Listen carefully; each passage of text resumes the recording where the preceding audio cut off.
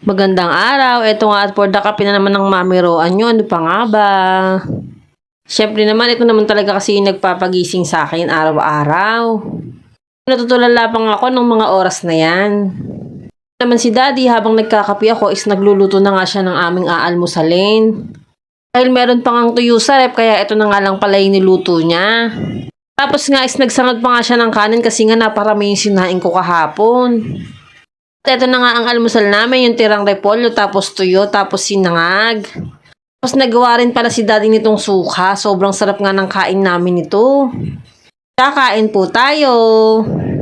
Sobrang nakakamiss nga itong sinangag. Ngayon lang ata ulit ako nakakain ng sinangag. Naluto pa nga ni Daddy. Pag si Daddy talaga yung nagluto nito, sobrang sarap. O, diba? Hindi, walang halong bira. Sobrang sarap talaga pag si Daddy yung nagsasangag. Nga pag siya yung nagsasangag, lutong-luto talaga yung bawang kasi gustong-gusto niya talaga yung tustang-tusta talaga. Kakain nga namin is pinabili nga pala kami ni Tatay dito ng uulamin dito sa may maliit na talipapa sa may lugar namin. Dahil nga Friday nga daw is magmumunggo daw kami for today's video. Nga nakabili na nga ako ng 1/4 na giniling tapos yung mga sangkap sa pagmumunggo. Kasama pa namin ng Kuya Calvin namin sa pagbili kasi nga minsan nga lang tumakalabas kaya excited siya kapag narinig niya nalalabas nga kami. Namamayat nga ang Kuya Calvin ko kasi hindi siya kumakain ng kanin. Ito na nga yung mga nabili ko, di ba konting-konti lang pero mamaya madami na yan. Tapos nagpakuha nga pala ako kay Daddy nitong dahon ng ampalaya. Nakulong ko na nga rin pala yung giniling tapos pati pinressure cooker ko nga rin pala yung munggo para mas mabilis lumambot.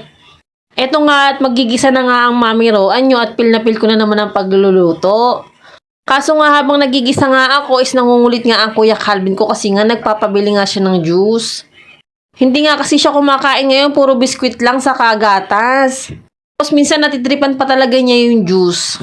Hinap ko nga pala muna yung kalan kasi nga bibili muna ako ng juice. Pagkabalik ko nga is ginisa ko na nga tong giniling. Siyempre nailaga ko na nga yan kaya medyo okay na nga yan. Ko namang ihulog itong munggo at yan nga, ginisa-gisa ko na nga para nga kumapit na nga yung mga lasa. Siyempre, naglagay na nga rin pala ako ng mga pampalasa dyan tulad ng paminta at saka konting magic sarap.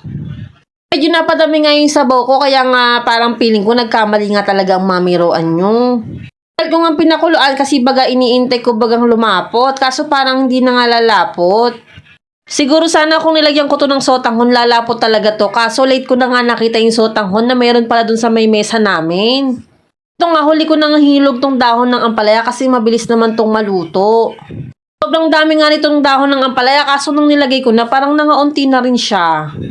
Itong maluto na nga yung ulam namin para sa aming pananghalian. Mapaparami na naman ang kain ng Mami Roan nyo. Sobrang sarap nga ng pagkakaluto ko nito, char! Siyempre, inasikaso ko naman si Ate Yumi at eto nga pinagsuot nga sila ng purple. Ay, wala nga siyang t-shirt kaya ayan na nga lang yung pinasuot ko. Dahil Women's Month, kaya naka-purple sila ngayon.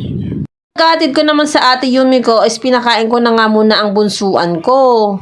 Siyempre, kumuha na nga rin ako ng kakainin ko at eto nga sasabayan ko na nga rin ang bunsuan ko. Ngayon naman kumain ng bunsuan ko, sobrang kalat kasi nga nagsosolo na nga siyang kumain. Ayaw na nga kasi niyang magpasubo kapag ganyan. Tapos gusto-gusto niya talagang hinihigop yung sabaw ng ulam. Siya, kain po tayo. Eto nga at napaparami na naman ako ng kain ito. Kaya nga at wala na nga palang tuyo. Okay lang, masarap pa rin naman. Ito nga nung bandang 2:00 nga is nagpupunas nga ako ng sahig kaso nga ayaw nga bumaba ng bunsuan ko. Gusto ko nga kasi bago kami umakyat sa taas is nakapunas muna ako dito sa sahig. O siya, tapusin ko na po muna tong pagpupunas. Hanggang dito na lang po muna. Salamat sa panonood. Bye!